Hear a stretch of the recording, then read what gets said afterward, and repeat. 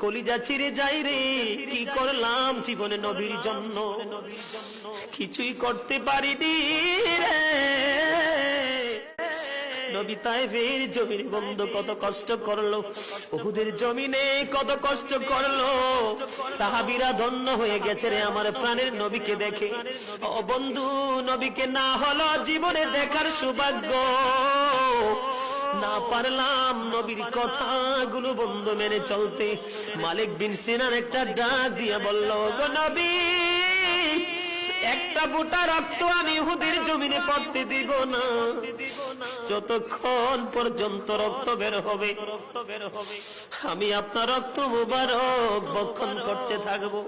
এই বলে বন্ধু রক্ত মুবারক চুষতে শুরু করলেন। রক্ত মুবারক চুষতে চুষতে শেষ রক্তের ফোঁটা যখন চুষা হলো রে, আমার নবী গোটা পৃথিবীকে একটা ডাক দিয়ে বলল, রে পৃথিবীর আমার উম্মত, তোমরা সবাই শুনে রাখো, দুনিয়ায় যদি জান্নাতি কোনো মানুষ দেখতে চাও রে, তাহলে মালিক বিন সিনানকে তোমরা দেখে না। রাসূল বলেছেন, সর্বপ্রথম আল্লাহ রাব্বুল আলামিন আল্লাহর প্রিয় হাবিবের নূর মুবারক সৃষ্টি করেছেন, ঠিক কিনা বলেন? রাসূলও জানিয়ে দিয়েছেন, I am from the light of Allah and